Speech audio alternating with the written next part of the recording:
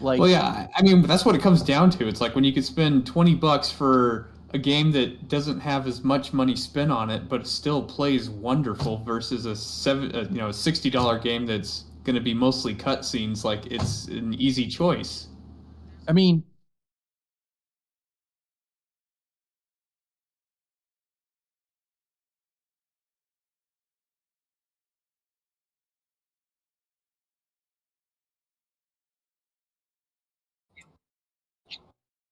we want games that are complete.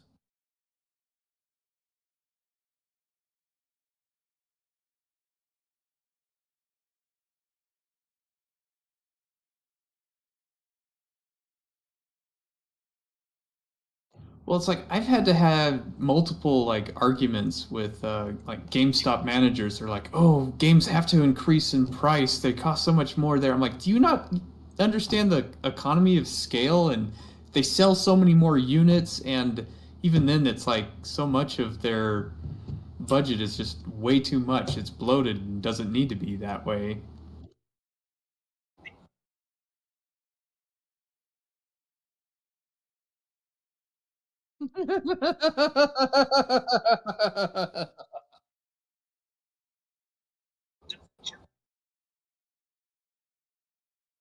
Yep. No, we need to make them more inclusive by shoving a multiplayer mode into this beloved RPG game. Yes, I'm looking at you, BioWare and Dragon Age. Which, by the way, and this is just me. Like, I loved Dragon Age, all three of them. Second one was meh, but for the most part, I loved them. And yeah, Inquisition. Like, are you being serious? Or are you doing a bit? No, there was a second one. No. There's Dragon Age, there's Dragon Age 2, then there's Dragon Age Inquisition, and then there's Dragon Age the Bald Wolf, something about a wolf. There's some kind of wolf in it, at least last time I checked. And like they were going to make it a live service, and it's not going to do that anymore.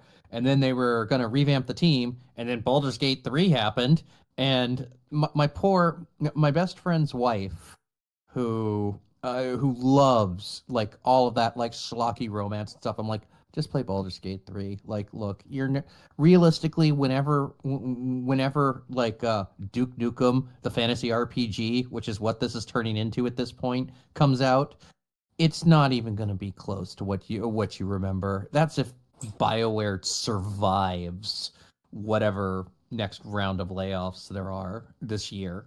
I haven't played any of the Dragon Ages. By the They're way, pretty you good. put my avatar over Lizzie's text.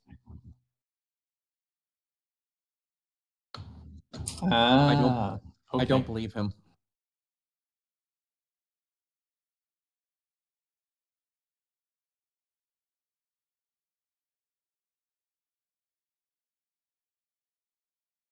Got it.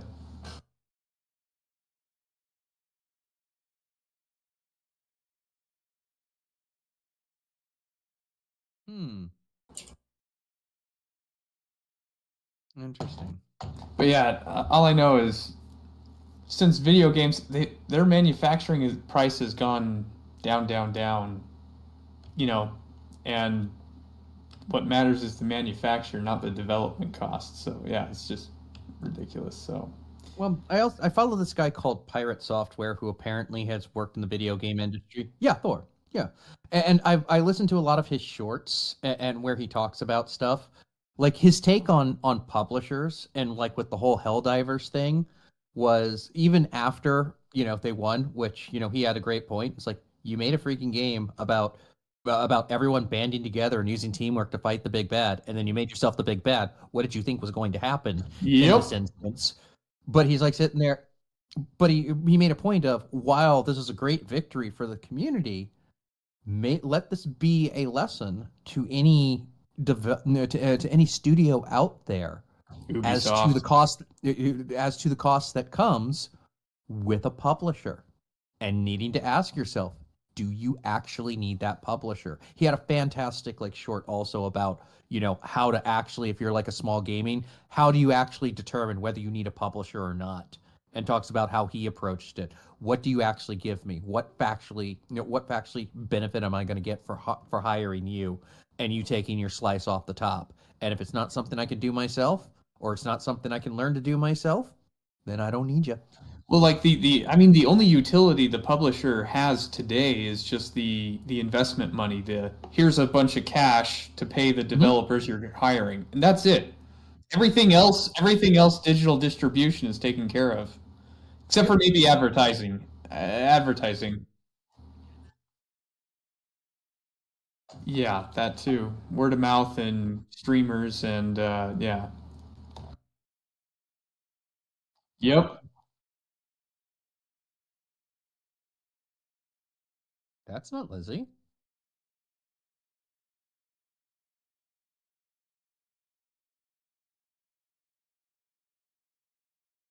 I thought you had dinner, pirate.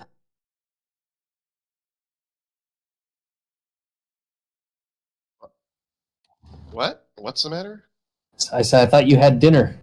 Oh, sorry. Should I leave? No, I'm just No. you. The last I knew, you had mentioned you were going to be late. So I had to entertain the missionaries. That's what I said. no, I know. I just never mind. I was just being stupid. I entertained them when they left. Yeah, she is. She was just getting ready. But I wouldn't be surprised if it takes her a few more minutes to get down.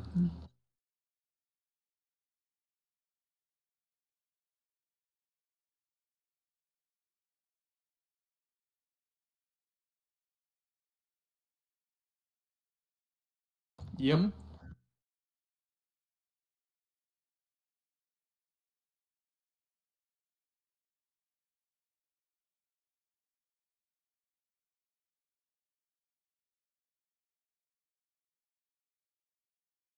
Well, yeah, it's guaranteed money, and if you don't have the cash on hand to, you know, it's like as much as I'd love to quit my job and just do something full time, I don't have the investment startup money to do that.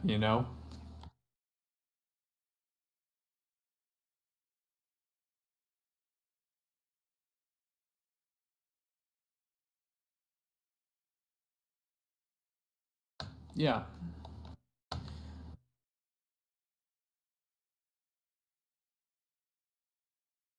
Yep. Well, that's the thing. He didn't need a publisher, and now he can quit his job. Well, actually, I think he quit it. Well, he quit. I think he What quit his full time job a bit before to spend time to polish it up what game did he towards the make? end. Never even heard of it. Okay, I have heard of it, but I don't know anything about it.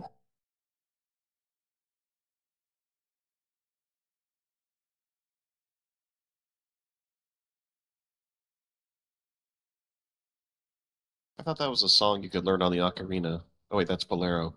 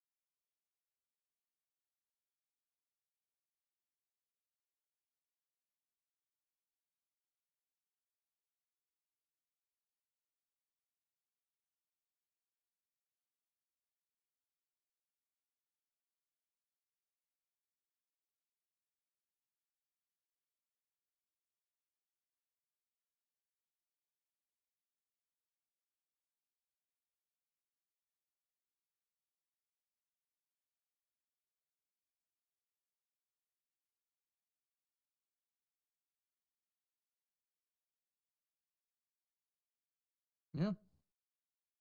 Yeah, Lizzie's been here for a while. She's been here. You were just talking. I'm sneaky. Hi. Hi, Lizzie. Well, she had to sneak past some kids to get to her station.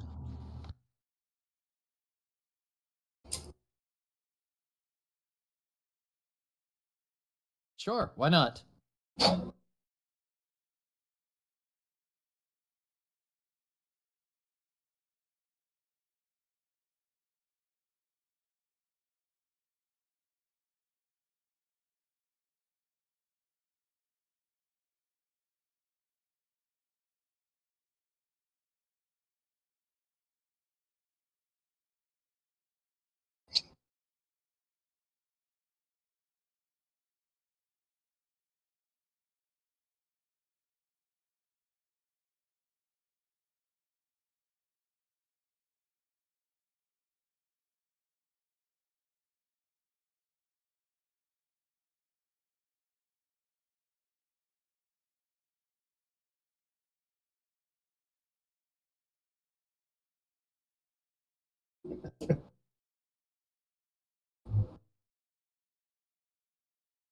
For some reason, I had it in my head that we said it the other way around. Yeah, I always thought the story was cheese it, it's the Cheese, fuzz. it's the fuzz! But granted, I only heard it from you, so yeah. I'm so old.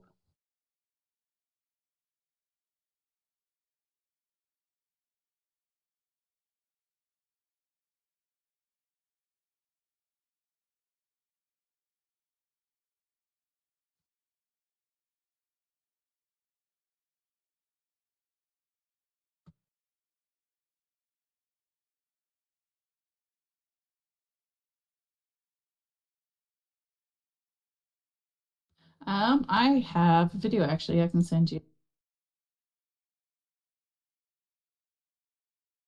I popped it in the Discord.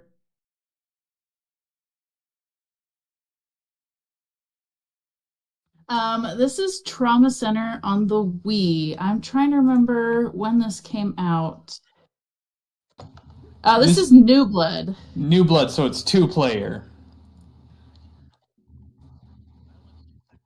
Well, Second Opinion's like a remake of the first game, but New Blood was the second one on the Wii that had 2-player as an option. So this story, I was in high school. My brother, my oldest brother, you guys know him as Falcon, came home from college and he brought his Wii home. And this was, our household didn't have a Wii, so it was the first time I was getting to play the Wii. And he had bought this new game called Trauma Center. And it was a lot of fun. I watched him play. You're doing surgeries, being a doctor, whatever. I got pretty good at doing it. The way this works is in the right hand, you've got your Wiimote pointing at the screen to do the different things, and your left hand has the nunchuck, and you use the analog to pick the different tools and stuff. I had gotten really good at doing these surgeries, specifically tumors, which is kind of funny, but this one is You not gotta a say it tumor. right, Splice. Later, it does show tumors in this video about halfway through. But I had been playing for a while, getting pretty good, and my mom had been watching all of us taking turns playing. This one can be 2-player. And so she's like, all right, I want to try it. And we started doing one of the levels that have tumors in it. And the way tumors work, you have to like find it with one tool, then you have to cut it, drain it, cut it again, pull away the part, drain again. Like there's a lot of tool switching.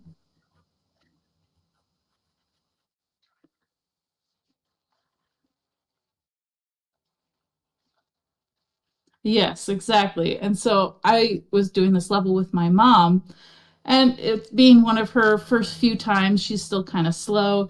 But you know, you feel that rush of, oh, I got to hurry and do this. If I do something wrong, their health is going to drop. And so I kind of decided not to wait on her to do her tumor. I had done like all the rest, and I started working on the one she's working on, and she just yells, "Get out of my tumor!"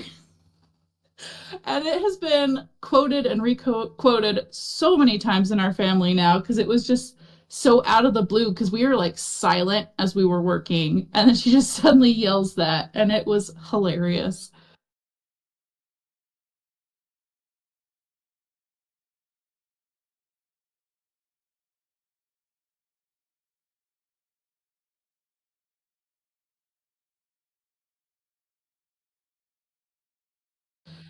Which sister? Wait, what does she say? We all have what? Knives.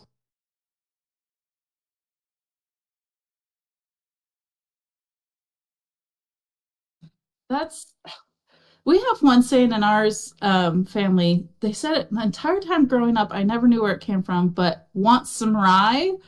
And I didn't know until like a couple years ago. My mom finally tells me it's from the game Myst. And I was like, are you kidding me? You guys have been quoting a video game all these years and I never realized? Amazing.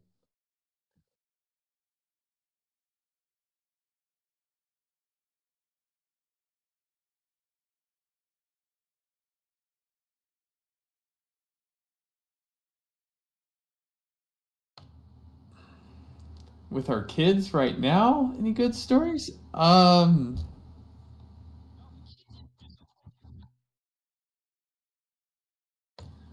Well, my oldest, he likes to make levels for Smash, and they are insane. Like, like there's the moving parts and the pivots, and he would make like this entire stage that is spinning around. So it's like one corner is like in the center of the map, and then you hit a switch, and then the whole thing spins, like just swinging you around the whole map. Uh, very quickly, like 1 second to rotate the whole map, and I don't know. All of his custom maps he makes are just pure insanity, and you're not actually fighting each other. You're fighting the level if he made it. Yeah, except Ice Climber's stage on steroids. It makes that look mild in comparison. Also putting portals everywhere.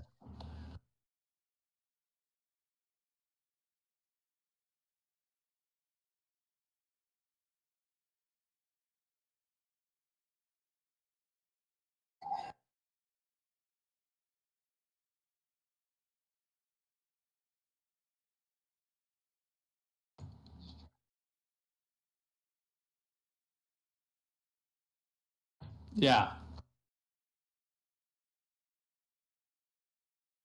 Without regard as to whether or not it can actually be surpassed.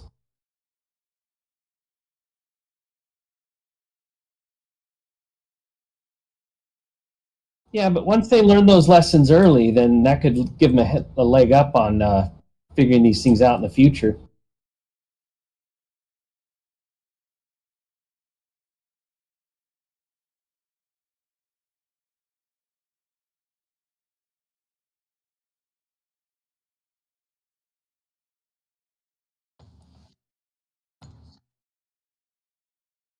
Well, of course, now he does like to make almost near Kaizo style levels in Mario Maker, and he can beat him, but I I can if I try hard enough. But he makes a lot of single small platforms that you have to land perfectly and jump perfectly off of, and it's like Lizzie's like, I don't want to do those. I have a real problem landing on like singular blocks. I don't know why. I'm really bad at it.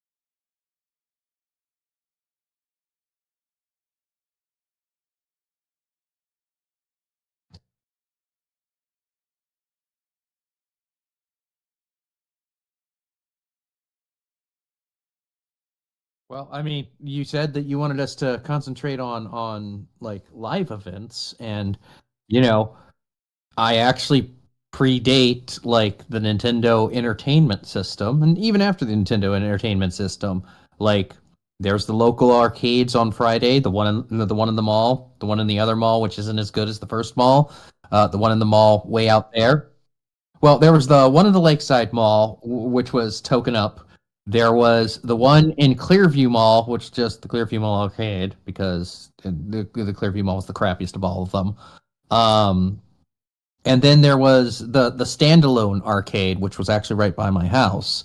And basically Saturdays, where if you didn't have your chores or you got them done early, you go get dropped off at the arcade with about $20 worth of quarters, and you're just sitting there and you're just putting one down and just fighting games. And then when you get tired of those, you go find a co-op game like Chronicles of Mystria, Teenage Mutant Ninja Turtles, The Simpsons, stuff like that, or any other like driving game, and just play all day in there. And it was its own event, because I mean, what is the criticism that everyone, or that some of the older generations have of kids these days? They need to put down their video games and go out and play. Like, we already did that. Like, we can go out and play video games. It was the arcade, and then home entertainment killed most of them. So, but I mean, like, that was like the thing. There wasn't like one particular event. Like, there'd be like tournaments in some of these places or something like that. Occasionally you'd get like one of those like World Cup games coming to give you some kind of demonstration, or you can watch the professionals play, back when the idea of, whoa, I could be a professional video game player if I try really hard, was like, kind of like a 1 in a million chance. Like, I don't think anyone back when I was a kid ever thought, there would be like a video game channel on the internet that everyone watched. Anyone could be. No, like I predate the internet. I was in high school when dial-up started to be a thing. Yeah, stop that. But I mean, like, that was a thing. Yes, it is. Um, but yeah, I mean, like, those were the multiplayer events, because you'd always have like that one guy that was really great, who was always a jerk to everyone. You'd always have like the like your groups and your little cliques in there, and no matter what happened, like, all it came down to was putting that quarter down and just that line of quarters, so you'd be the next one up. So that was really a big part of my multiplayer experience, was like in the old arcades with all of the new cabinets.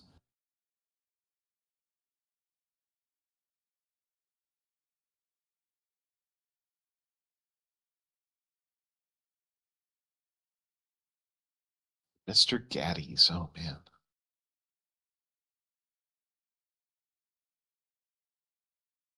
I'm unfamiliar with Mr. Gaddy's. Context, please. Yeah, it was in Dallas area. Are we talking like this is a pizza place? This is a diner? Yes. Yes. Okay. All right. That's what I was looking for.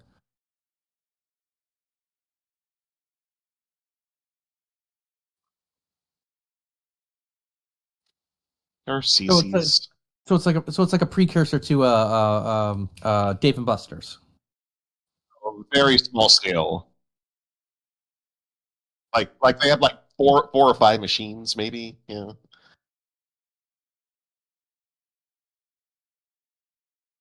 Oh wow. I only knew the small ones, and I was small time.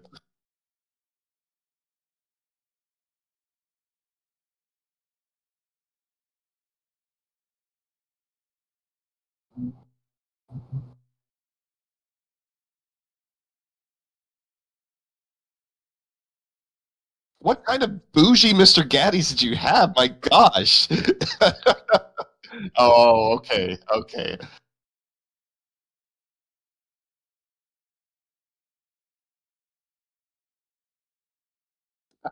It counts your tickets.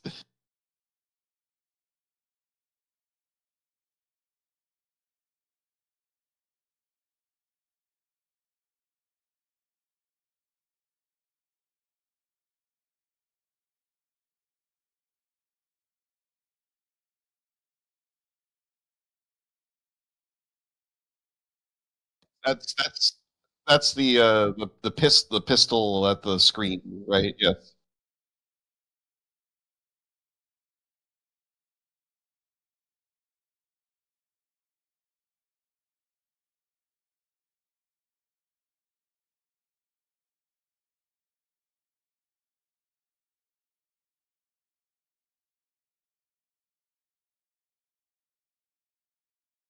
So oh, that's lame.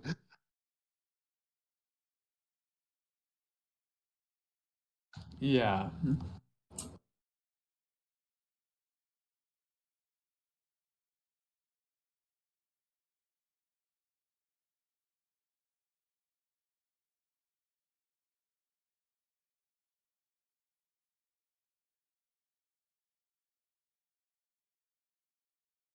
It's like a reverse ski ball. Mm. Oh, okay. I think I know. Kind of.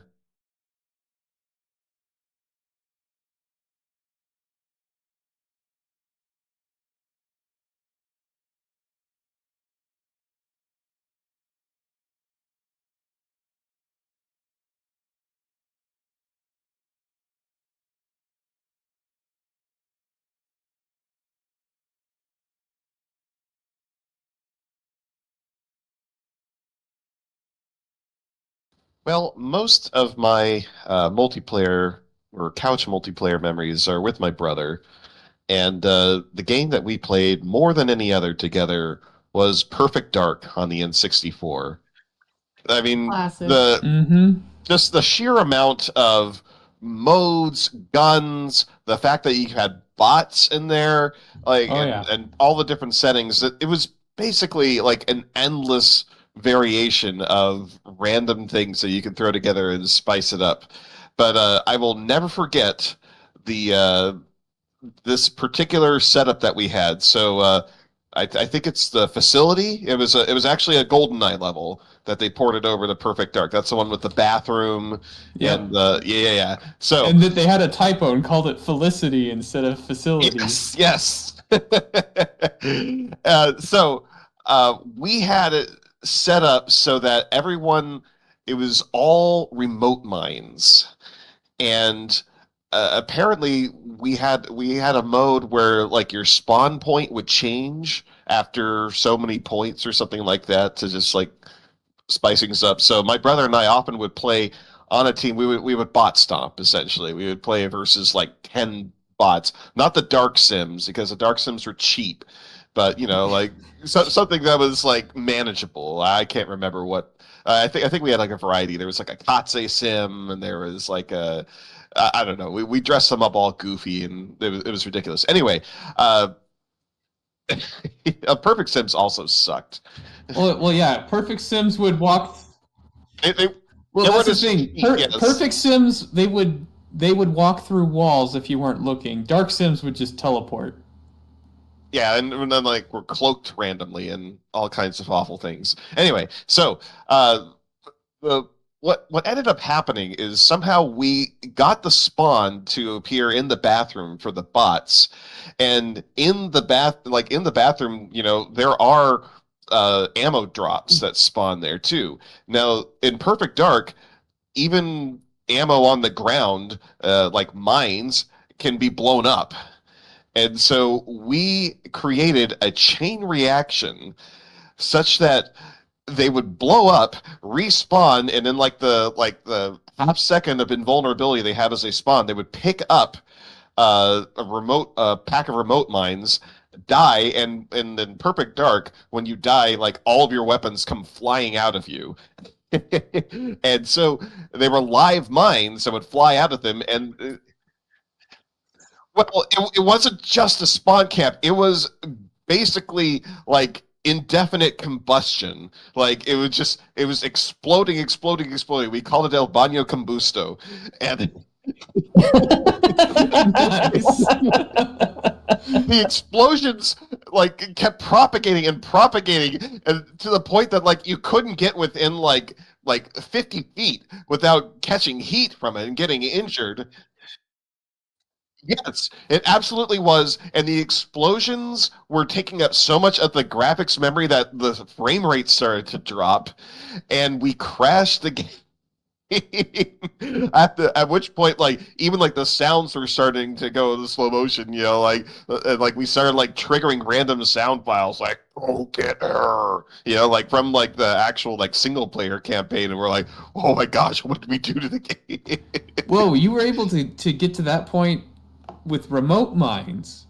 Well, because we were just continuously having them Well, like respawn with the remote mines, and then they would die. The remote mines would fly out, and then they would explode because explosions were continuing. It was wild.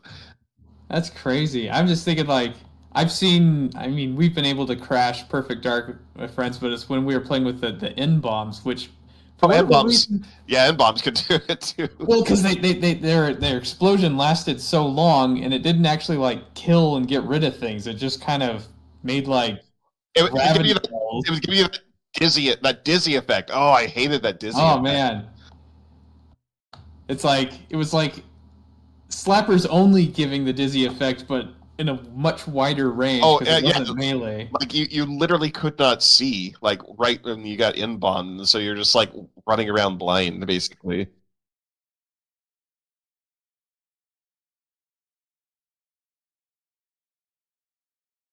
What was the alternate? Oh yeah, it was like a mug. Yeah. Yeah, El Baño Combusto. That's a story that my brother and I will always remember. Well, yeah. And did you ever like try and make like a giant boom sticking out of the wall of the remote mines? So like yeah, exactly. I mean, we never even got to that point because everything was blowing up. But oh, you just stack them up. Oh yeah, that's true. Yes, They were an actual object. it was different from GoldenEye where they were like I don't know, they were kind of like half there.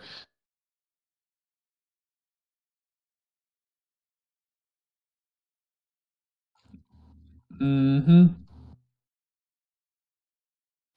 We would do a quasi license to kill mode where like any damage kills you, and we'd play lasers, and we basically set up like tripwires down the corridor, and just have the guys come flying out at us.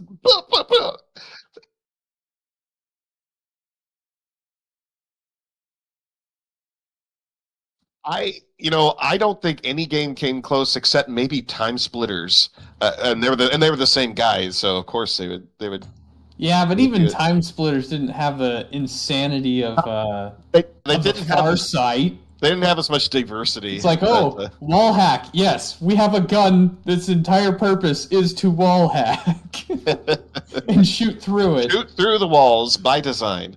And so, we'd set up rounds where we're just playing with far sights and we just try and find a sniper roost and, catch the other before then. And then if we weren't doing that, the other thing we'd often do is we just load up the whole map with as many meat sims as you could, which is the weakest, dumbest of the bots you could put in. And then we just get our sniper roost and see who could at the Just before the collect the most time ran kills. out, who would have the high score of far sighting the most meat sims.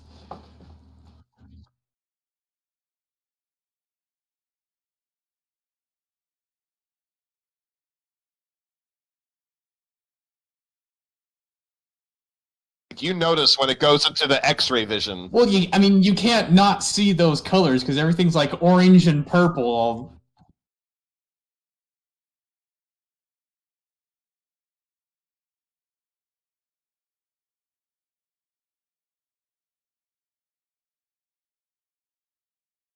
What was even what what was even more ridiculous is there was also an X-ray scanner which had the same vision as the Farsight, but it was just a scanner. Like it did, so you'd fake people out who were screen looking. They're like, oh my god, she's got the Farsight, and you just have a scanner. You're just looking at stuff.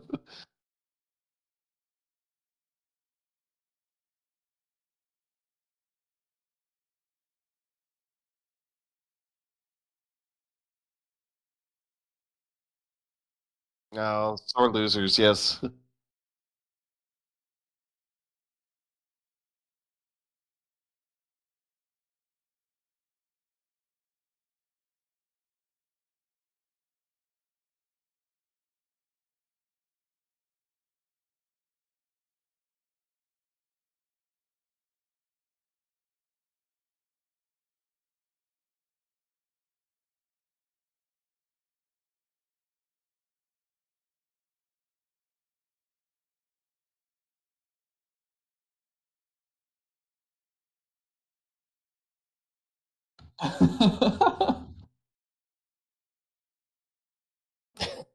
This is why I don't play with kids, man. Like I understand my lane nowadays. I now that I've got nephews and nieces, it's just one of those things where it's just like, nope, they're going to be fundamentally better than me, and I'm the competitive type that it would upset me. So it's better just to, okay, honey.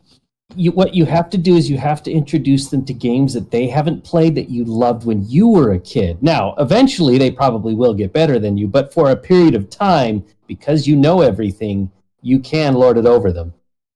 So that actually reminds me of yeah. another multiplayer experience that's not for me, but I know of that's just recently started.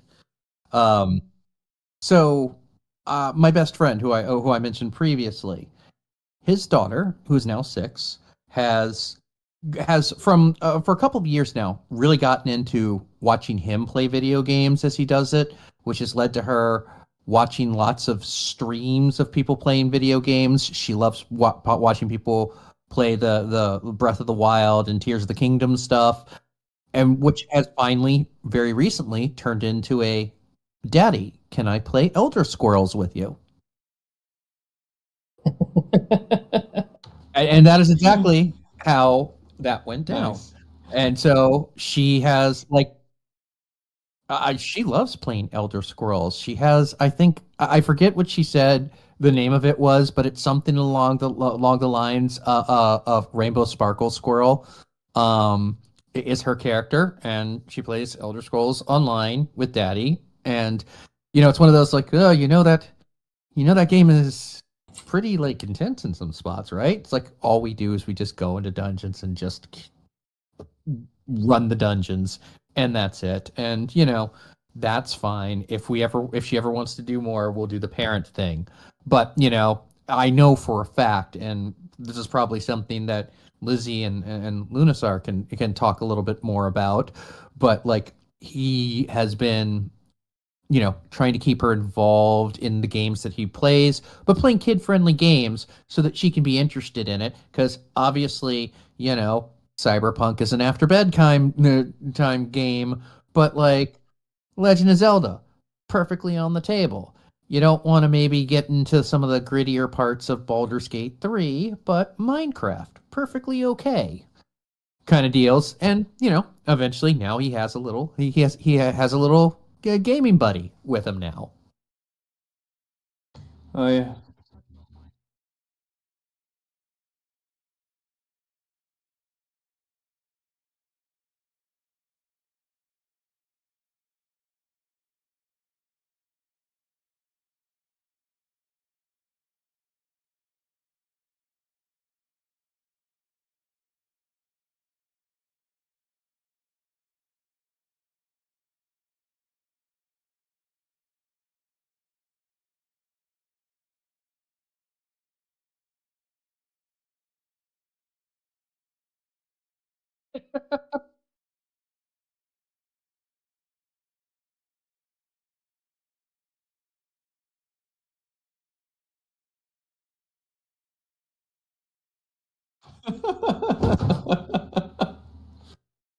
I never got into Minecraft culture, but even I know, man, like, no.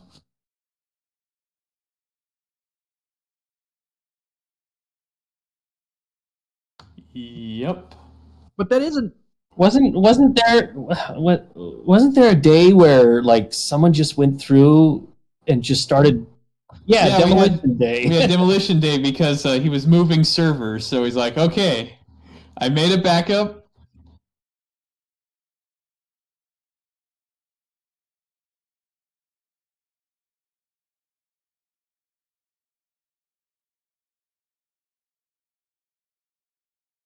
Okay, but it's my recollection that not everybody was aware of that.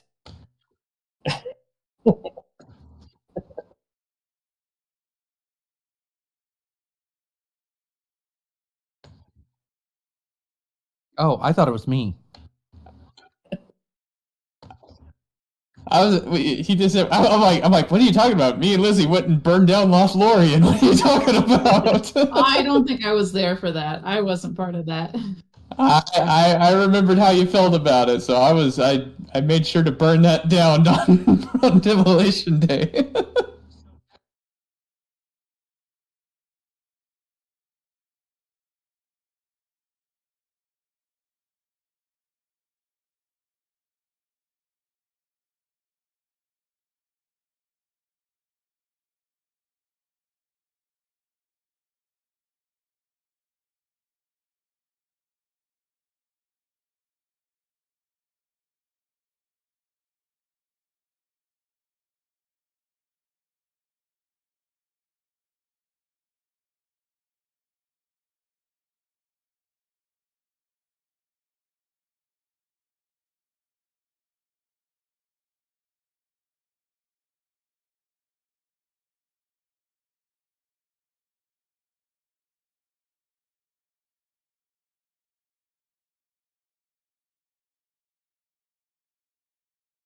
And you recorded it.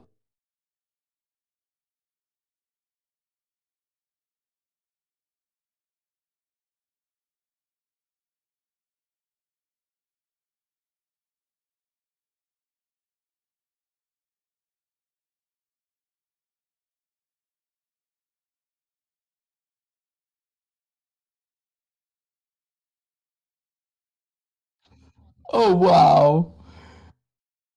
That is amazing. Like, just chef kiss.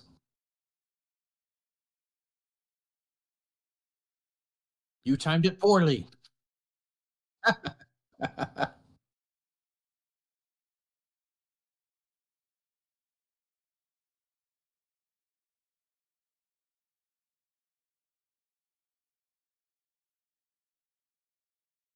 Children yearn for the mines.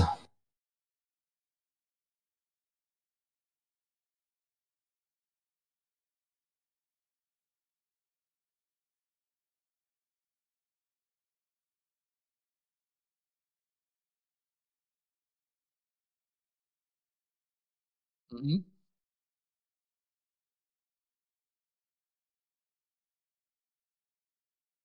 Well, I mean, I don't know. The few times I babysat teenage boys, it wasn't that hard. All you had to do was, "Hey, you got a GameCube?"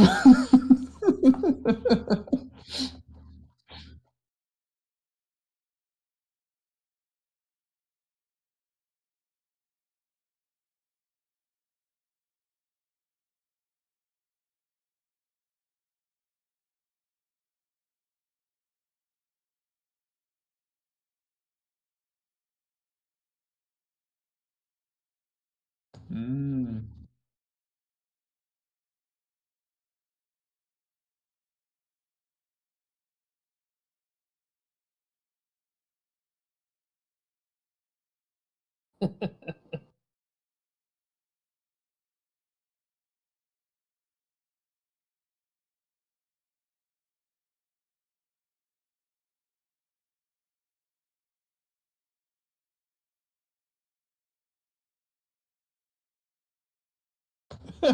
Nice.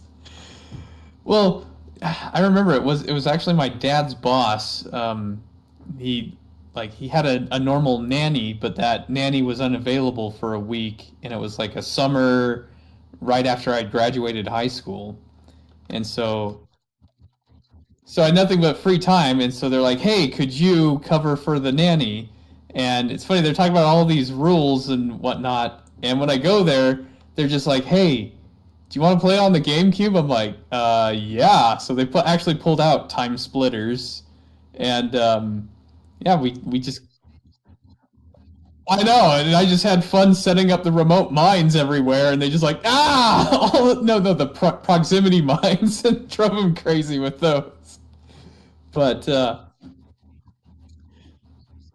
yeah, but then I'm like, ooh, you have the new Metroid Prime, don't you? And they're like, yeah, you want to try it? I'm like, yeah, I want to try it.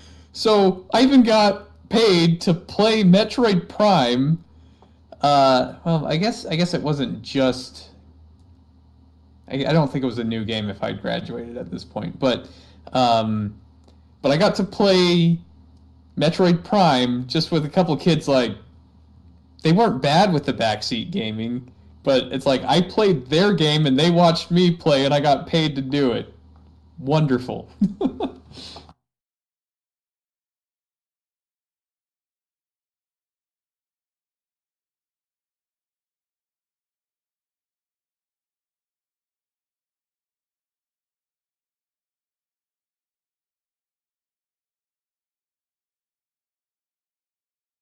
Oh yeah, you could have like 8-on-2 or something like that. Yeah.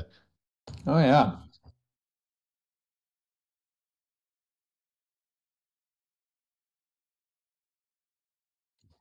Well, like honestly, both Perfect Dark and GoldenEye, like every single time you set up a multiplayer match, it was you never played the same match twice. Well, unless you really wanted to. And like most shooters, it's like you play a multiplayer game, you know exactly what you're getting into, but like the fun customization options just completely made every time unique. And it was funny how some setups would favor one person over another, right? Because I mean, thanks to my friends, I that's honestly what taught me to take losses with some grace because when they were playing like power weapons and automatic rifles, I would almost always lose, right?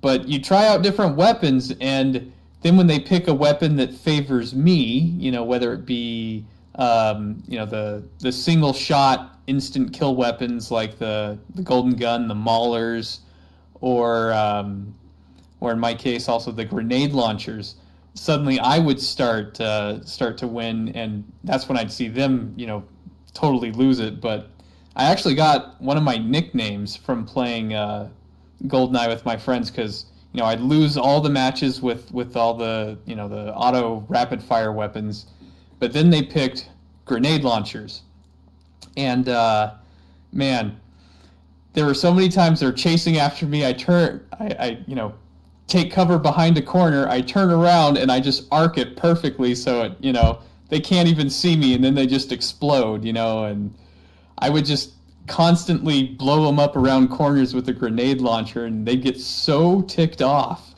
and upset that I'd finally start winning after all these rounds that they were winning. And they're like, ah, dang you, Mr. Physics. And that was, I know. Yeah, I initially got the nickname playing Goldeneye with Mr. Physics that eventually turned into Doctor Physics, especially when later. I know. Well, how many PhDs do you know that would take the what was in Unreal Tournament 2004, the Ripper? The weapon that would send the saw blades that would bounce off the walls. But yeah, playing all the weapons that can ricochet off walls and being effective with that is yeah. But it was so much fun, and but then but it wasn't just the grenade launcher. Though there was one story. It's when we were playing Perfect Dark and we were playing with the Maulers, which I loved the Maulers, and you could get two of them, so you could have Oh, you dual did Maulers. those charged up the alternate fire, right? Yeah, and so you charge up, and you could basically one hit kill, and if you had two of them, you had two shots to hit like a charged one that so you could even if they had shields, if you could hit them twice, it'd take them out. And I started winning, but we kind of got to this point where if I could tell I was winning, I'd start getting a little cocky, and then I'd start losing, and like I'd lose my edge, and so it got to the point where at one point I'm like, oh man, you're doing really good. I'm like, no, don't tell me that because now I'll start doing terrible. And they're like, oh no, you're so good. I'm like, no, I suck, I suck, I suck. So it's like I'm playing as I'm winning, repeatedly saying I suck, I suck, I suck. So I keep winning, and they're all like, no, you're the best, you're the best, trying to get me to start missing. Try to. That's when we were more playing, just a head game rather than the actual game. But it was a fun memory.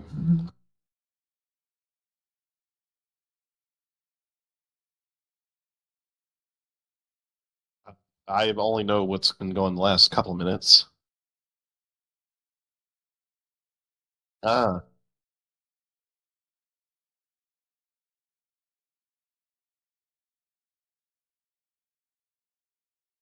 gosh, I really have to think about this because this was several years ago. Yeah, and that was not a very long period. I don't know. I think it may have been a day. I don't I don't know. A day's a long time.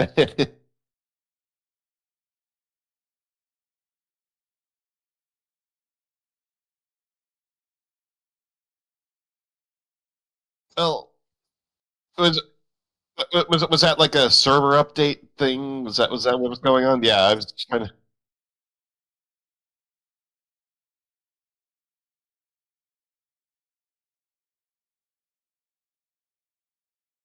I see.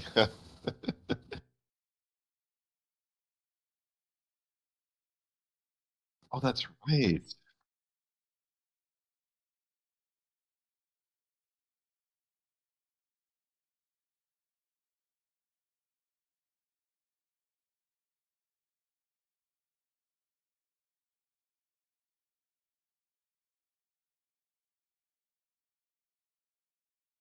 I'm afraid Minecraft peaked for me after the Quark server.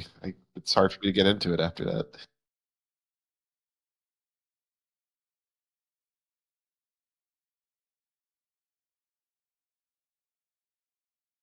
Oh, well, I don't really have a whole lot. Not when I was younger, anyway, because, well, No, I like know, but well, there was one. college is like prime gaming time too. I didn't have I couldn't frequent many arcades because I didn't really have an allowance. So any dollar I could get a hold of was very precious to me. Not even video games would wrangle it from me. And my parents were very anti-console, so we never had a console in the house. The only time I was able to play was going over to a friend's house. But we Our always had. Well, that was high school, yes. But before you guys were there, that wasn't an option either. But we always did have one thing in our home, and my dad has had them ever since they became a thing, and that was a PC. Hence why I'm predominantly a PC gamer. And back before internet, back before network, even back before even the modem, there was something called a null modem cable. And it was essentially a means by which you could direct connect to computers. And it was only two computers. That was before Ethernet cable, so it's like Yes. it was like a serial what- port. could you to say that serial again? port. Serial? It Yeah, was it's a serial cable. port. Yes. Yeah. So I'm sorry, I'm confused. Could you explain it again? I'm a little confused by this. The null modem cable was a serial port cable that you would plug in the back of two box units to directly connect the two computers. So it's not a network protocol. It's not TCP/IP. It wasn't even IPX. It was just something else entirely. So it's basically LAN. More or less, yes. But it wasn't using any kind of network protocol. Yeah, It was more like Game Boy Link cable. Oh, kind of like geez. that, yeah. But like, what was even set up to play with it? There were two games that we could play with that we had. One was Warcraft 2, and the other was Descent. I was gonna say like maybe Doom, but Doom might have as well. We never tried Doom. I feel like Doom would have, but sure. And it would at least justify it with Doom music.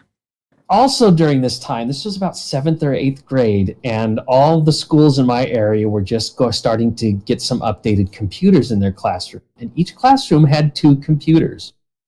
And my teacher, bless her soul, let me get away with installing Descent on both computers and linking them together. It was the golden days when they didn't have any rules or Right. Well, the teachers didn't have enough knowledge to stop us. Oh, no. They knew. In fact, one of the teachers, the 7th grade teacher, he would install his own games, and he would run like LAN parties in the classroom. Oh, dude, my biology teacher would like go get the old computers that they weren't going to use anymore and put Doom on them and put them in the classroom. Oh, geez, yeah. You guys had way cooler teachers than I did.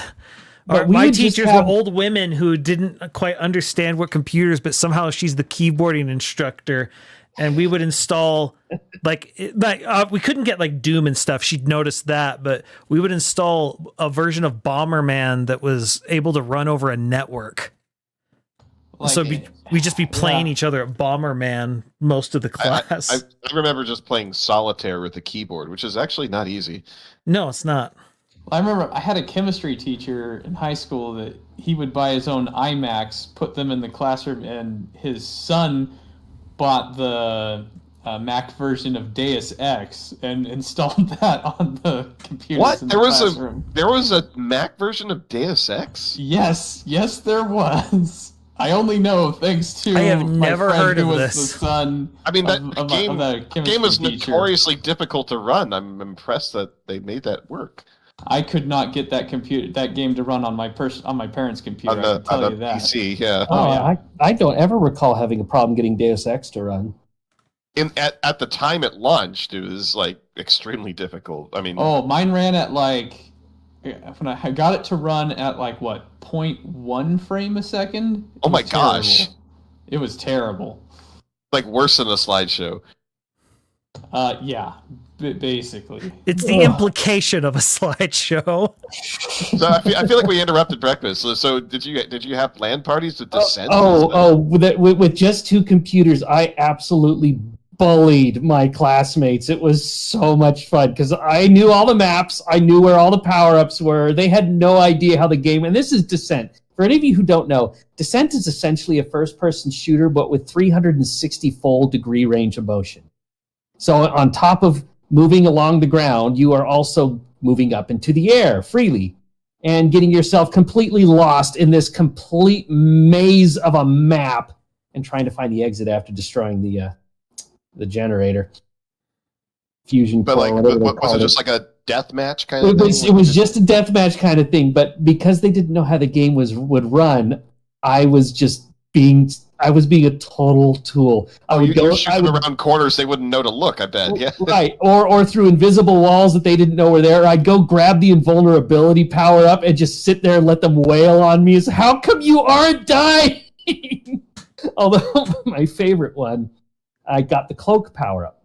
Now, the cloak power up usually isn't that difficult to figure out, but if you're in a darker section of the map, it can actually be pretty difficult to see.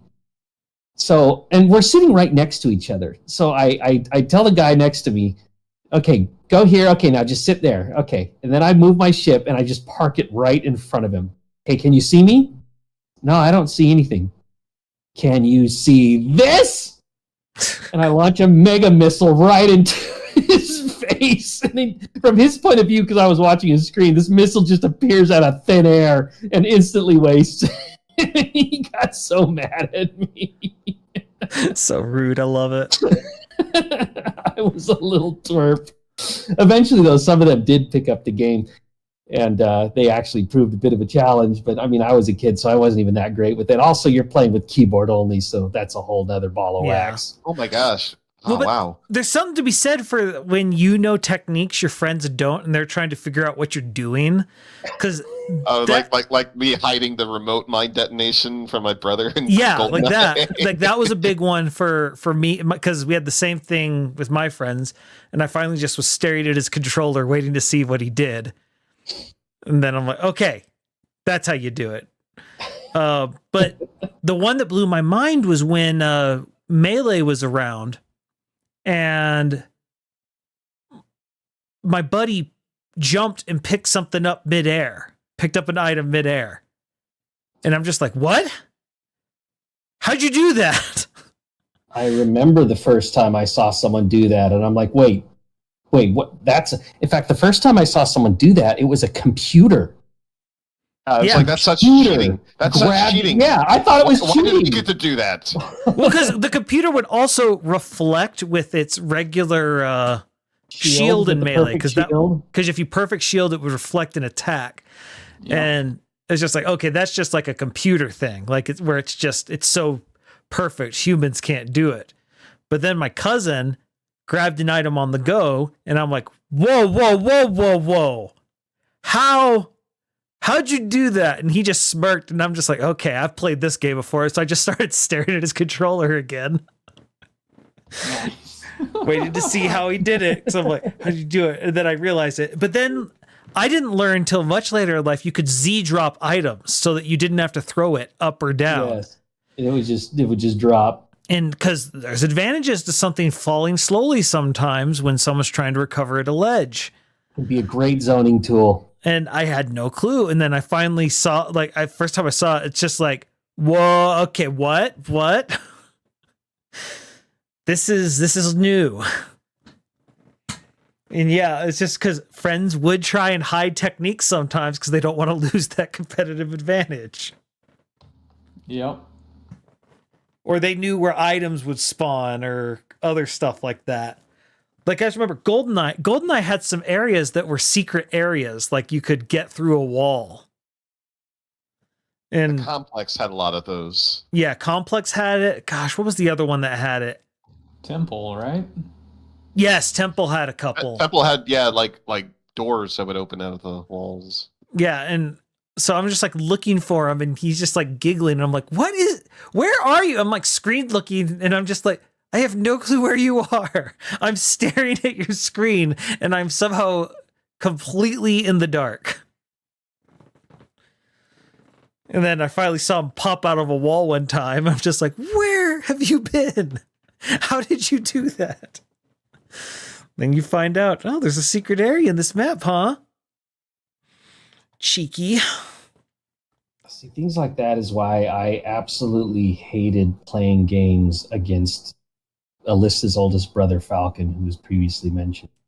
Because even if it was a game that I knew better than he did, it was not very long before he would figure it out. And then he would always get better than me. I couldn't do a thing to the man. In every game, it was all I could do just to keep up. I know that feeling. Although there was one time in particular we were playing StarCraft, and it literally got to the point where I just didn't want to play him in StarCraft anymore because he was just so much better than me. Oh man! But it was one time where we were playing against computers, and we were co-op, and we just do our thing. We're having fun. Computers dying, and then the last building dies, but the game doesn't end. And I'm confused. Wait, are they hiding? No, we have the whole map scouted. The game is still going. Why isn't the game ending? The win condition should be... And then I'm under attack by Falcon, who has turned off Allied and decided he wanted to turn this into a PvP. Oh, goodness. Now, Falcon, he was playing Protoss, and Falcon's technique was all about absolute abuse of the Arbiter, and I hated Arbiters because I didn't know how detection worked. I mean, I knew how it worked, but I couldn't micromanage that. In order to deal with Arbiters, you have to know how to micromanage your detection, particularly with ComSats. And I just didn't know how to do that. I wasn't good enough. I was a kid. I like to be leisurely with my games of StarCraft. However, he had made one crucial mistake. He had turned off allies, but he had not turned off allied vision. So the entire match, I knew exactly where and what he was doing at all times. And even though all of his units were shrouded in arbiters, I could still see them. So I didn't have to worry about the cloaking field. And he could not figure out how I was just always one step ahead of him. He could not, for the life of him, drove him crazy. That was the only time I ever actually beat him in StarCraft. I said, serves you, I did eventually tell him at the end what had gone wrong. Well, did you turn off Allied Vision? Oh, yeah, I had turned off Allied Vision, so he couldn't see me. Which is why he didn't think anything was up. Nice. Which is why he didn't think anything was up. No, Nice. StarCraft back in those days was a lot of fun. For Pirate will remember this, our freshman year, because our dorm just, it was all hooked up to LAN. And that was really my first LAN party-like experience. Yeah, and so we all had StarCraft because one guy had a pirated disc, and back then that was just what you did. even though it's like it wasn't that expensive. So I don't know why we were all doing that. Well, but yeah, at that point you could pick up StarCraft Battle Chest for $30. Yeah, and I eventually did. I did. Yeah, I think I actually had my own copy, but yes. Yeah, but anyway, I still have both retail and pirated versions. Although eventually they just released it like DRM free, like you could download the original disc that you needed. Well, and so the thing was, it was a patch that removed the CD check, so you didn't need to see. Anyway, but most of us didn't know how to play except for the twins, Tyler and Mitchell. Oh my gosh! And so they were slowly but surely sort of introducing us to just little tricks in the game that they would introduce us to at gunpoint. Essentially, it's like the first time I'll never forget. Mitchell frickin' cannon rushes me as a Protoss, which I didn't even like. When he starts doing it, I am floored because cannons are a defensive unit, so I had never thought of the idea of trying to use them offensively. He's spawning them in front of me. What? Yeah, and I was just like, I was sort of like P cannons. Oh yeah, yeah. I was absolutely, I was impressed. I'm like, oh my goodness, this is brilliant. Like, not understanding. I love that technique. Just build areas where you just drive them nuts. Where it's like, oh great, this entire area is just a swamp of photon cannons. Well, and so Splice, what was the PD quote? I am building up to that. So, because what would happen is, because the Harrises were twins, thus they're on the same wavelength and have some sort of shared vision, I think. We would play like 4v2 versus them because, they're comfortable with the game and it would make things fun. But they were talking about how they, like, as time was going on, they were having to dig deeper and deeper into their bag of tricks because we were learning. Because, we're novices. And so at the start, you're learning way quicker than someone who's experienced. They're like, this is getting kind of hard. Well, so we had a group of 4 of us. It was me, Gordon, a guy we called Jehanahan for reasons I don't remember. And because there were too many Johns. That's what it was, yeah. And then our buddy Pete, Sunshine Boy. And I forgot Sunshine Boy. Yes. And Pete loved to play with us, but Pete wasn't very good. Everyone else was learning and adapting. Peter wasn't. And I'll never forget, the Harrises beat us, and Jehanahan was like, me and Jehanahan were like the focus of the brunt of their attack. And so Jehanahan only had like one building left, so they left him alone. And so he's just looking around, and so he's just complaining about Pete to us in the hall. And it's like, meanwhile, I look over at Peter, like, what does he have in his army? He has a freaking Arbiter. And it's like, he's like, is he using any of its special abilities? No. And it's like, so why'd he build this thing? I'm convinced in his brain it's like, an Arbiter. That sounds cool. I'll build that.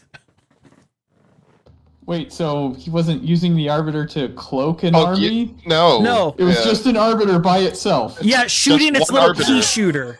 Yeah, this key little weapon. And the thing was, it's like, I could kind of see that, actually. No, Pete had the other fun. It was, again, Smash 64. I was the one who'd like to have, a full fleet of carriers, accompanied with 2 arbiters. Yeah. No, wonderful. It's great. No, but no, Pete wasn't as good at video games as he thought he was. And so I just remember I played Smash 64 versus him 1-on-1. He was pretty like psyched to play me because he's like, yeah, like I'm pretty good. And I'm like, oh, good. And I'm mauling him as Kirby. And it's like he's dealt like 50 damage against me. And because I'm a punk, because, I'm like 18 years old, we're playing on Corneria and he has 1 stock left. And I purposely jump off the ledge, eat him, spit him out underneath the not Corneria, it's Great Fox's. It's Sector Z. Or yeah, Sector Z. But I spit him out underneath it and he just can't, it's impossible for him to recover. Yeah, you can't get up. And I killed him at basically 0%. And he just stands up, throws his controller on the ground. Thankfully, it's his controller. And he just yells, "Hose bag!" and storms out of his own room.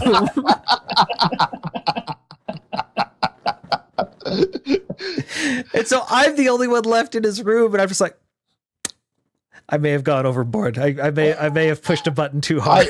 I remember specifically because I wasn't watching it. I was down the hall from where this is happening, and I heard him shout.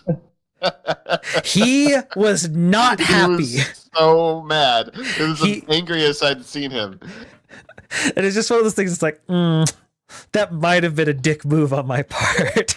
If I'm honest, there's a memory I have where I feel like I kind of did that to Baggins and probably shouldn't have. What do you think, Baggins? Are you still there, or are you actually asleep? So this day was actually the day that Brawl came out. I mean, we did play Brawl a little bit before then because of thanks to Kratza, but the day it came out, I went with Baggins to pick up the game from GameStop midnight release, right?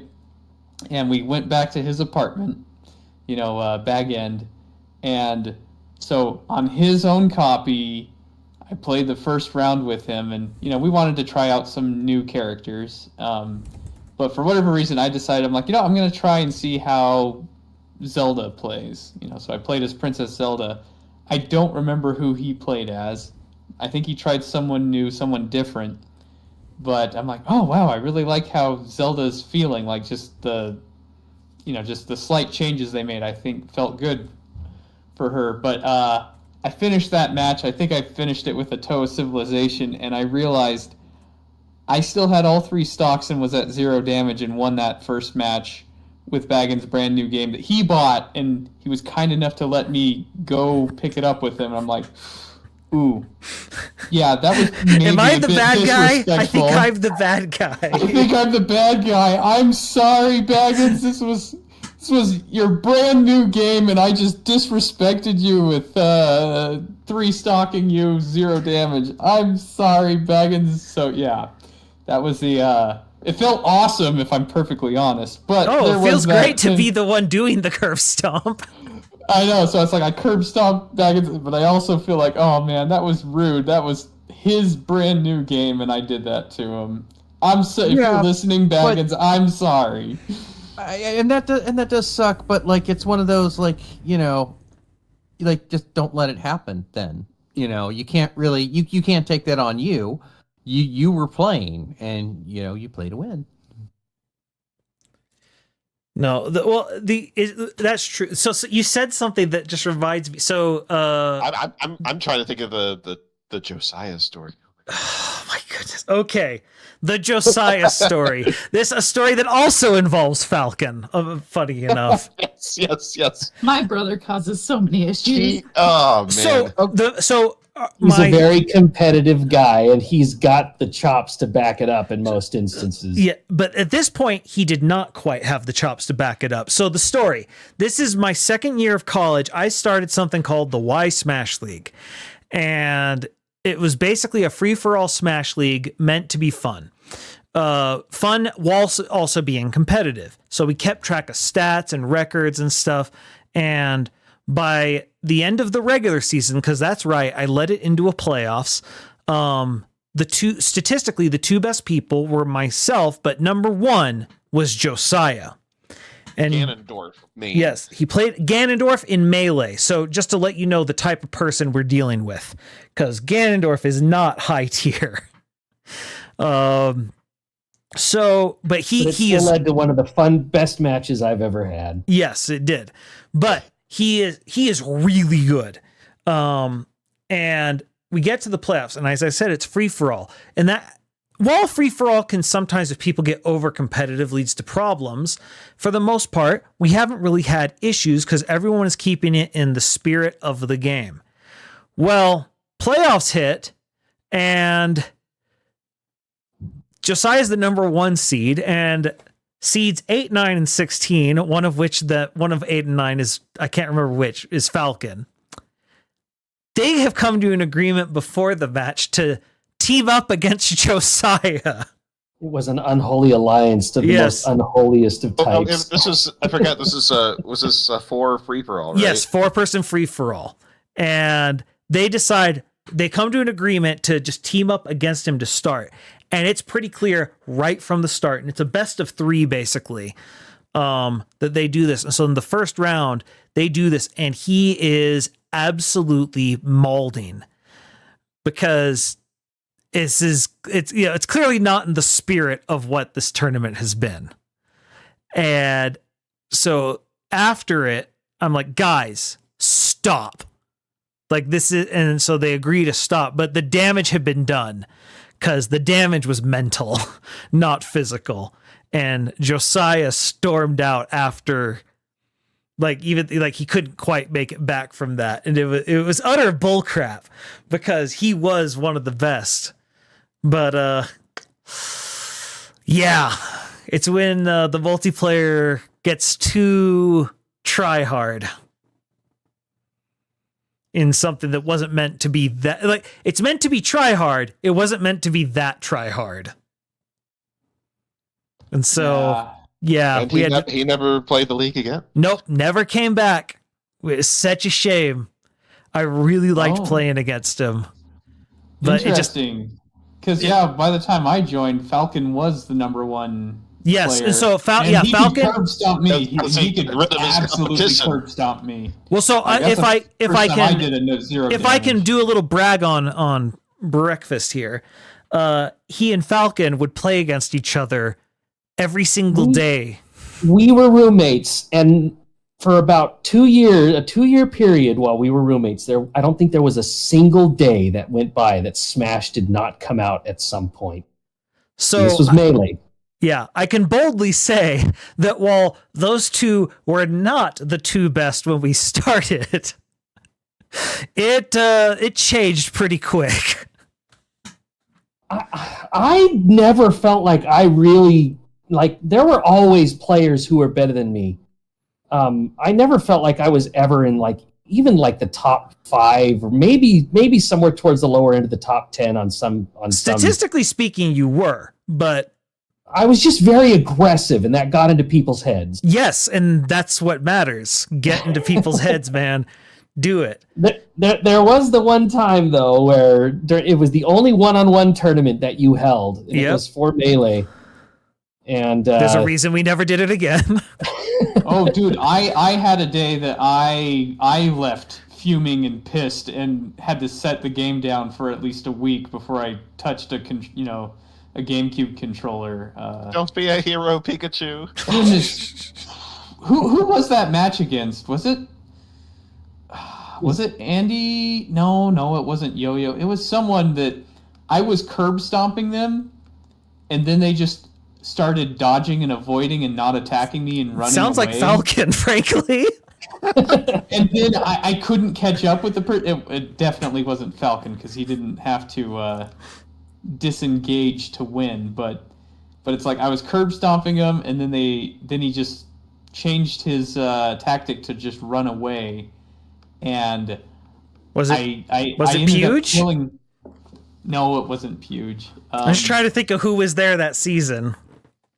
But man, it was I ended up dying, not from him attacking me, but from me trying to chase him and ending up falling off the and I was livid. I was furious.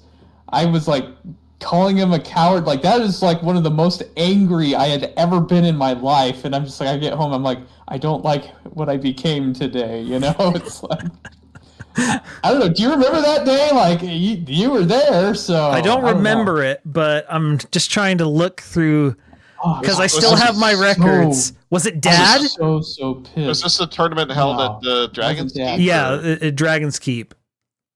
Was it Dad? No.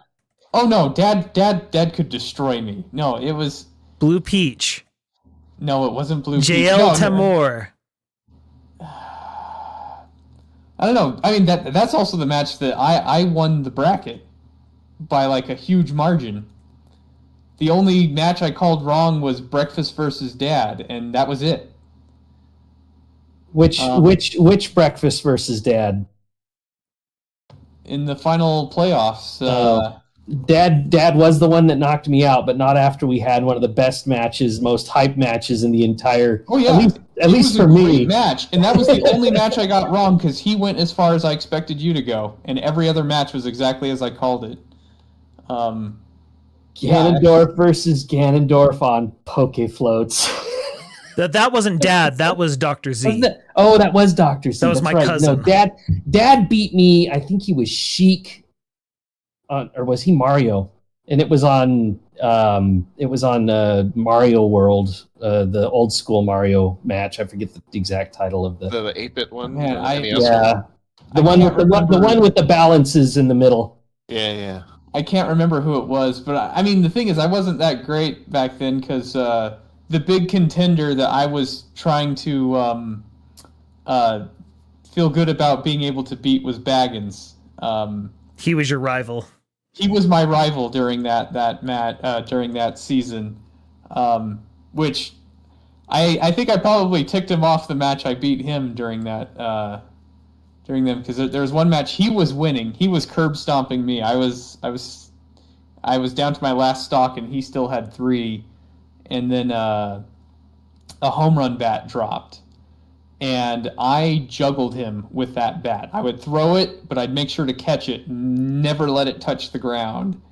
And as soon as that bat dropped and I had it in the hand, I just juggled him constantly, and he didn't even touch me after that. And I had a comeback, and I felt awesome about it. I'm looking through the names of the records. Was it Wu-Tang Jedi that was running from you?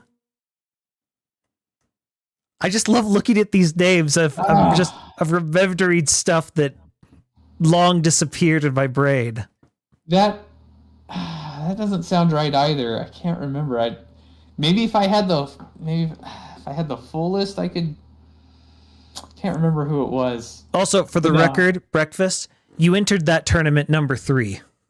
Really? Yes. So, based on what?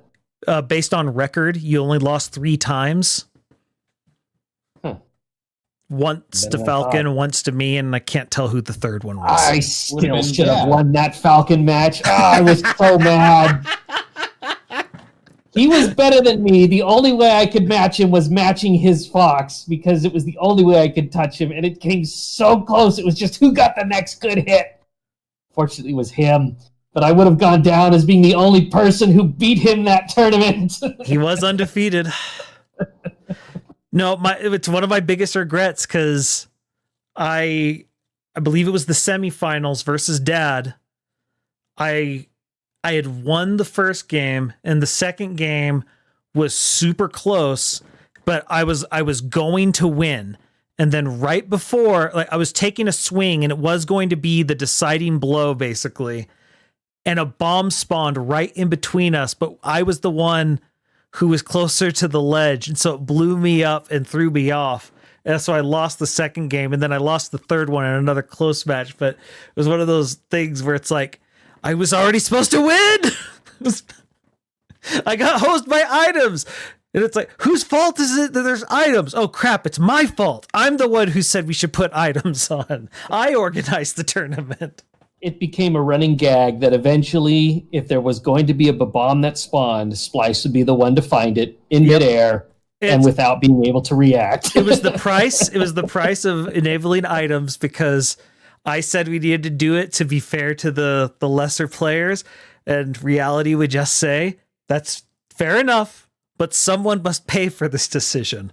And it's only fair that it's you, since it's your decision. Hey, I appreciated that decision a lot. And for the record, I actually spent hours practicing catching bombs midair. Yeah, but Splice would never even get a chance to react. The dang thing would spawn on top of him. The worst was when it was Smash 4, and I'm playing against our friend Ninja Knight, and I got to the point where he would get items, and he was so afraid of me reflecting, he just wouldn't throw the items at me. And so he had a bomb, and I'm sitting here kind of daring him to throw it, and he just says no. And so he just throws the bomb straight up. And right as he does it, a smash ball appears right above him. It blows up, gives him the final smash. He immediately uses it all before I can react. And I'm just like, that's amazing. And I'm just sitting here. It's like, it's happening again. It's happening again. And I'm just having Vietnam flashbacks to Melee. And nobody would ever believe you. Nope. No, it was a ton of fun. And that's the main point of the multiplayer game, is it's supposed to be fun, which makes incidents like Josiah bad. But if you approach things with a fair mind, it can be good, and it can even build character. Like, you know what? One of the things I loved was in that season, where it was just the one-on-one, even though it was too intense, and why we never went back to a one-on-one. We hosted it at a local comic book shop, which was pretty cool. Dude, that was the most awesome venue ever. Yeah, because we just had free reign of the basement. I loved it. But and it was a nice big basement. It was awesome. Yeah, but unfortunately, that also meant anyone could show up. And so a mother just showed up, dropped her 2 boys off. And so we're playing with middle schoolers as well, which was kind of weird as college students, but I couldn't say no. And you know what? The kids behaved themselves. They were never a problem. They weren't very good, but they behaved themselves. I think they were just happy to be included. Yeah. Oh, yeah.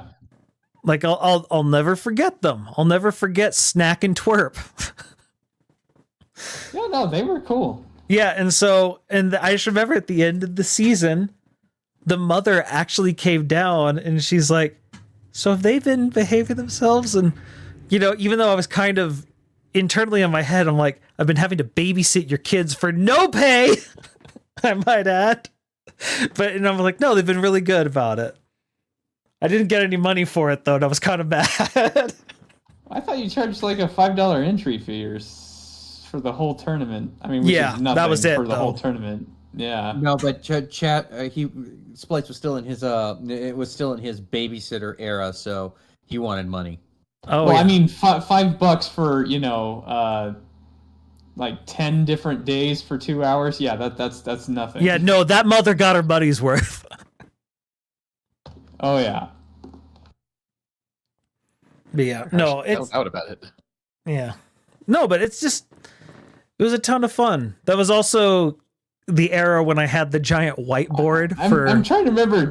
I know a match with them and Puge is what made you have negative feelings about Puge. But I'm trying to remember. Did they take it did they get upset or no? They didn't get upset. So Puge isn't a bad guy, but he's a sweetheart. He would trash talk. He would get a little trash talky, and when he trash talked after 3 stalking a child, I'll never forget, because I didn't know who he was. It was like the second week, and I just remember distinctly because I remember Baggins being there. I remember Ludisar being there, and I think Breakfast was there. Maybe I can't remember. We were like in a circle, and we all just sort of turned and looked.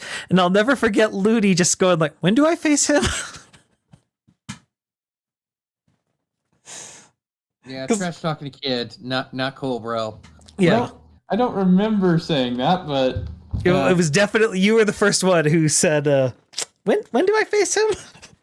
The funny thing is it was within it was I think it was that very week that he actually was like, "Hey, do you want to come over for dinner?" And he cooked me dinner. I'm like, "Wow, this is actually a really nice guy." Yeah, no, it's like, that's always the worst. When here's a bunch of PS2 games for you to borrow and play some, no, he just got a little too competitive once versus a child, and so that was my impression of him the rest of the season.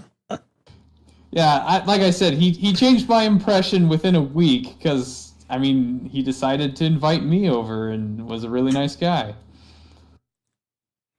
Yeah, and then you roomed together. Yep, then we roomed together. But no. Multiplayer is a good thing, and it's one thing. It's awesome how connected everything is now online. There is something lost with the the lack of in-person couch multiplayer. Oh no, I think on internet multiplayer is a plague. Honestly, I think it ruined multiplayer. I think we've had some fun with some of our random Smash Bros. I don't want to say it's ruined. It's just it's a shame that it's mostly at the cost of. An in-person experience is special. It's special. Well, I don't know. I don't even play multiplayer games anymore because being a parent kind of makes that hard. Well, there is that. I'm playing Helldivers, but other than that. But like, and especially once matchmaking took over, having like dedicated private servers that you could kind of get to know the people who play on it. Yeah. And once they guaranteed, no, we're going to force you to play with absolute strangers. And it's like multiplayer's dead now. And you got to play the meta, and if you're not playing at your top game, and games being balanced around professional players. Maybe I'm just being salty about one game in particular, but I'm sure you know what I'm talking about. But I mean, like, the whole professional gamer meta. Like before, there used to be like small localized metas, right? Like Melee. When you moved somewhere else, you learned a new play style, and it was amazing. And then you'd go back to your friends, and you're like, I'm going to play as Falco. And they're like, what? Falco's awful. And then all of a sudden, you're doing well with Falco, and I'm like, whoa, I didn't know Falco could do that. Like, that was something that was so great. And then, but now with the whole tier lists and internet meta and professional players and esports, that's all lost. It's gone, and it's sad. Yeah, I remember the only official tournament that I joined for Smash Brothers was during Brawl's early days, and I played a Ness, but I was grab happy because because Falcon was shield happy. So the only way I could get any real damage in against him was to abuse grabs until he figured out how to evade them. But I went up against a guy who was rated number 10th in the state at the time, and I actually gave him a run for his money because he just wasn't used to someone who grabbed so often. Well, it's because a grab is kind of reckless. It's a very all-in move. Yes. And it's just one of those things that it's the fun part about there being a meta is that if you don't it's the only winning move is not to play. It's the classic phrase, like the number 1 chess player has nothing to fear from the number 2 chess player, but he has something to fear from the number 1,000 chess player. Because it's just a different game that's being played. And your instincts might be wrong. And you get online, and now there are people they get mad at you if you're not playing the meta. And then you get friggin' Overwatch that enforces metas as part of the rule set. Yep. Two and two. Oh my gosh. I mean, it's not really our topic, but man, if there was a franchise that wasted its promise, for me, it was Overwatch. You know what? That might be the next episode. Games that waste their promise. Maybe things we wish had taken off and then didn't for one reason or another. But that might be a good one for the next one.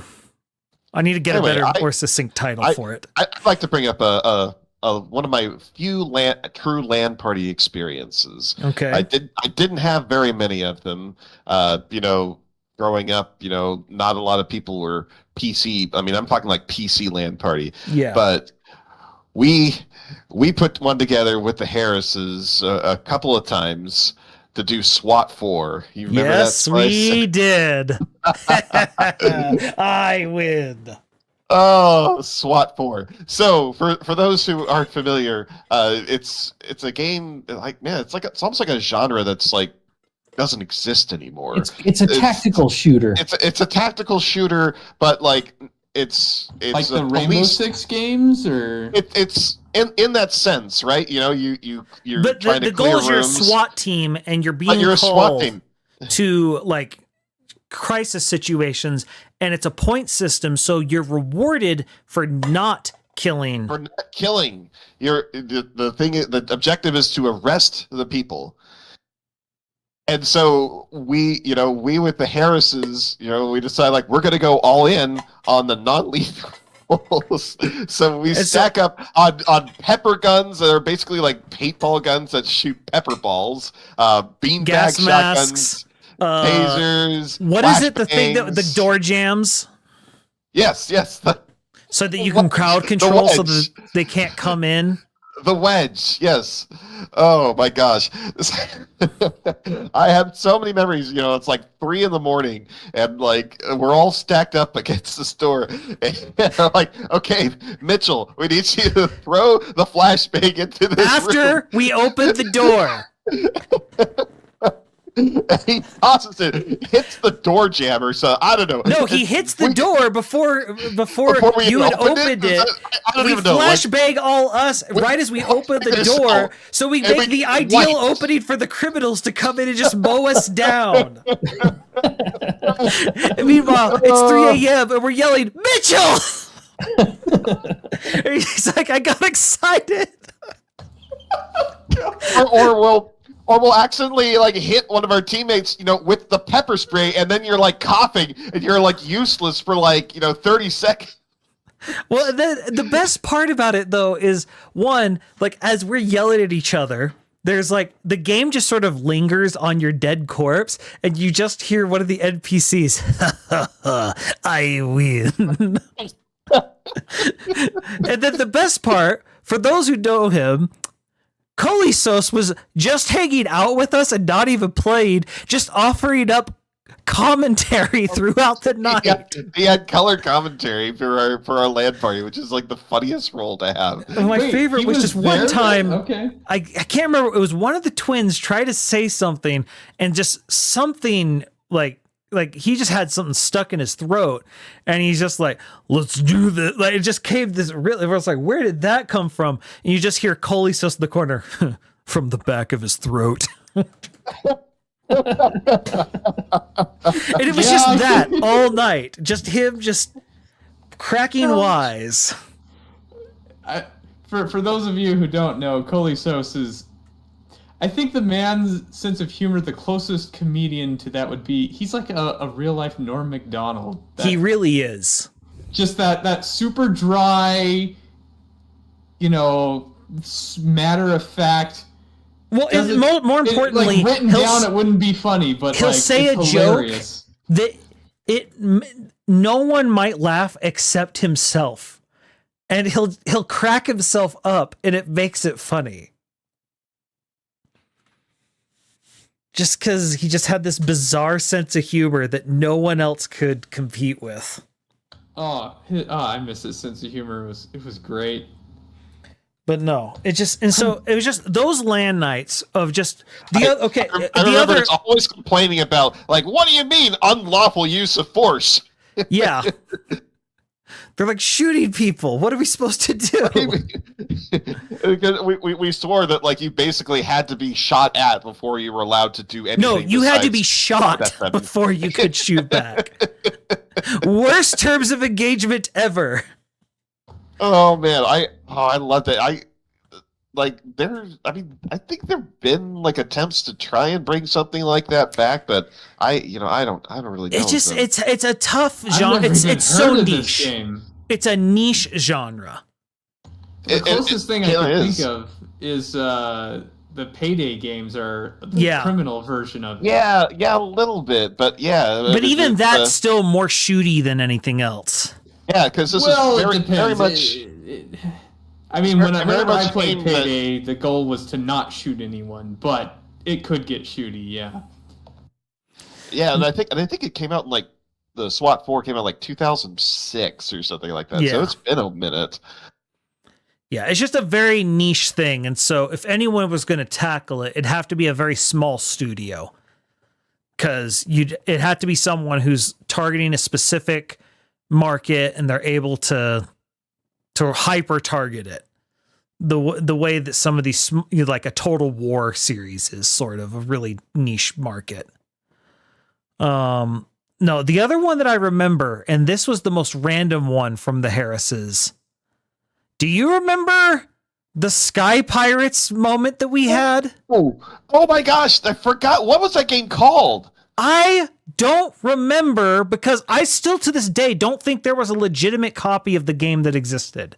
It must have been like a mod for something else, because it was so weird and specific. So it was a game. It was multiplayer only, where you're pirates. Okay, like think in air balloons. Think Sea of Thieves. Hold on. Is it Guns of Icarus? No. That's Icarus. because it was. I swear it was like a mod for something else, some other game.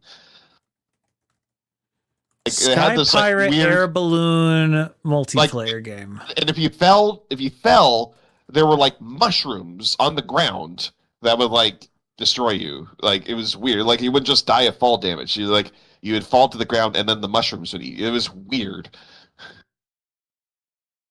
Yeah, it is its own thing.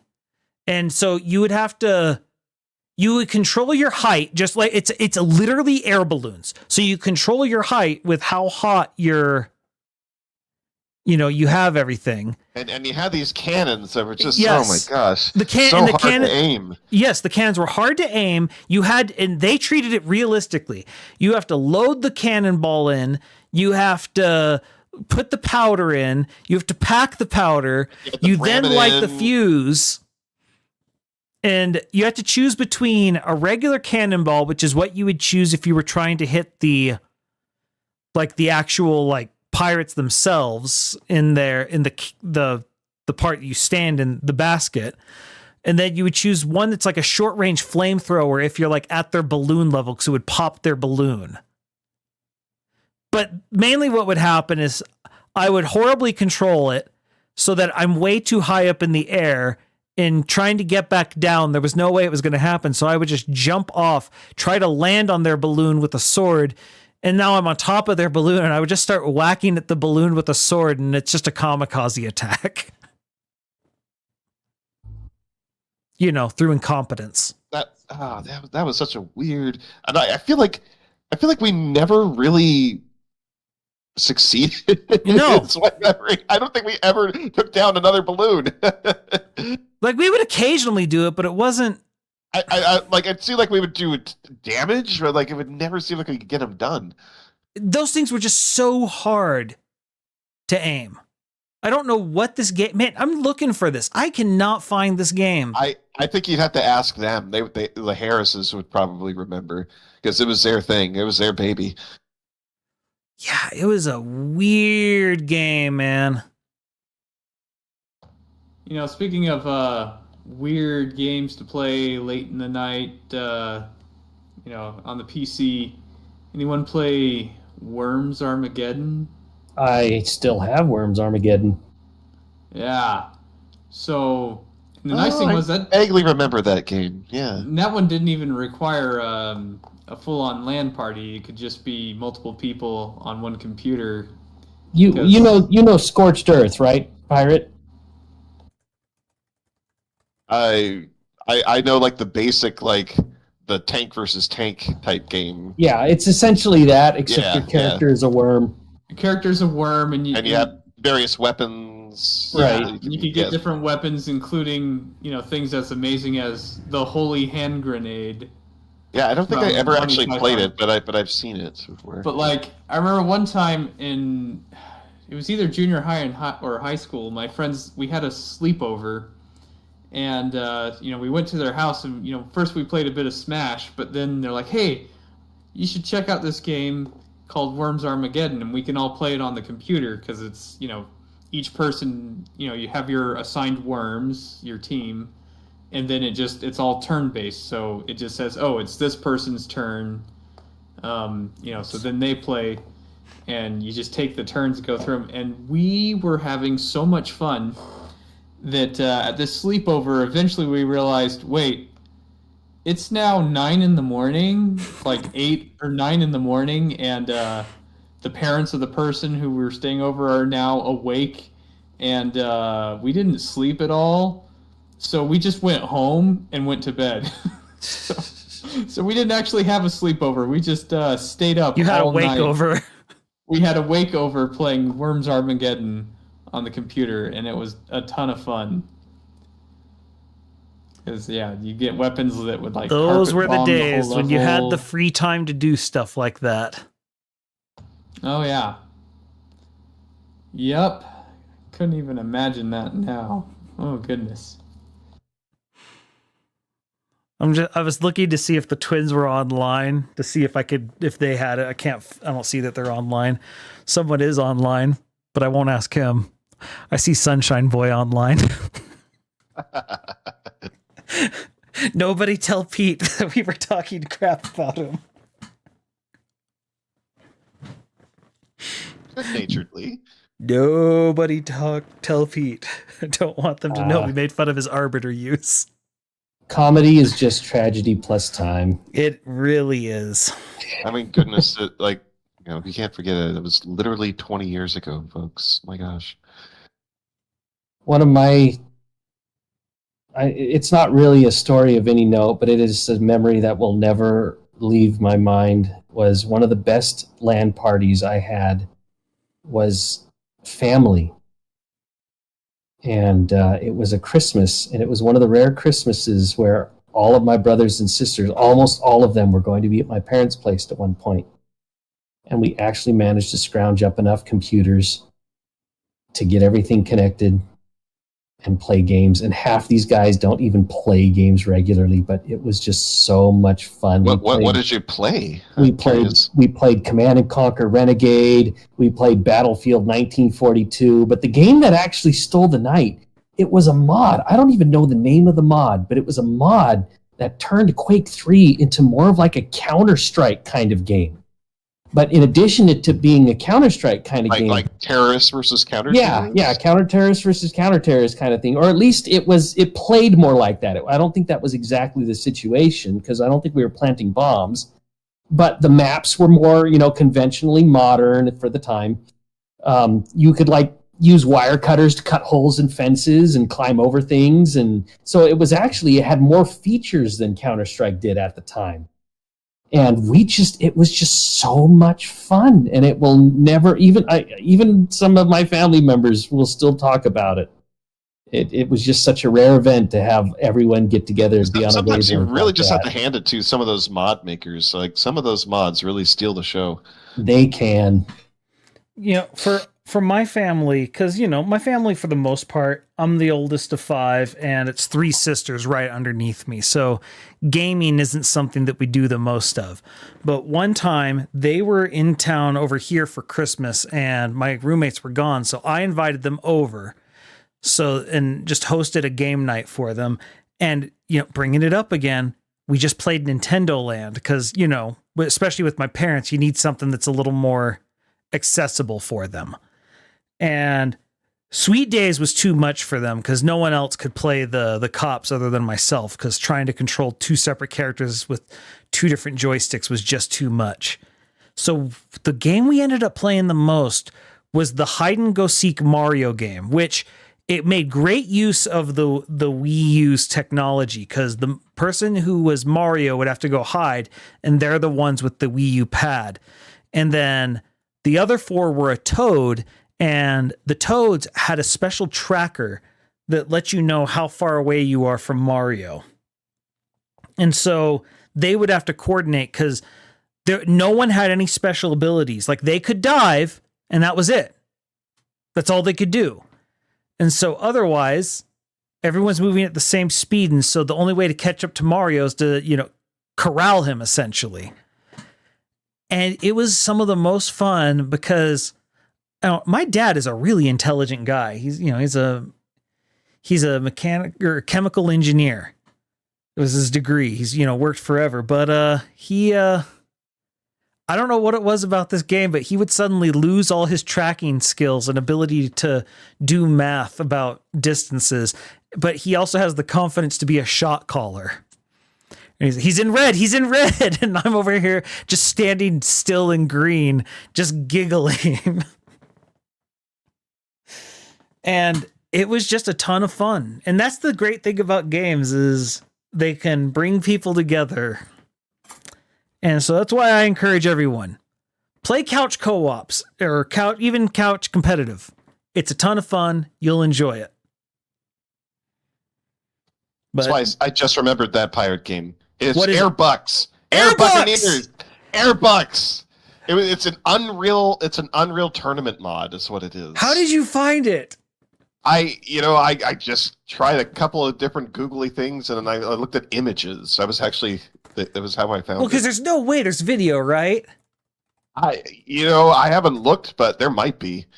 Air Buccaneers gameplay. Holy crap, it exists. There's a Steam page for it. There's Air Buccaneers HD official gameplay trailer. Airbucks. That's what it was. That's what we call it for short. I had forgotten this. Oh, well, let's do that. Just throwing it up there. Airbucks HD. Oh, I can't wait to see how they... Man, they brought it to the 21st century. Yeah. Oh, no, those models still look like the models I remember.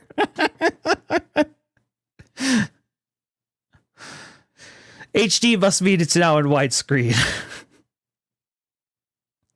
Because those are the same cavemen I remember controlling.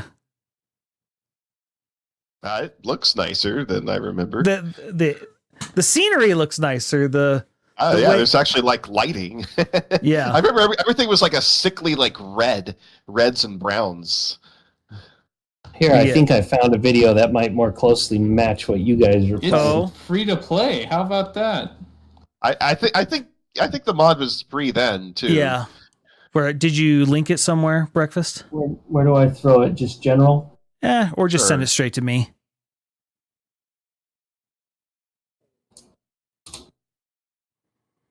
Oh yeah, this is it. This is. I don't know. Maybe for old time's sake, we should. Are you sure you want to do that? And what? Not pilot these ships correctly again?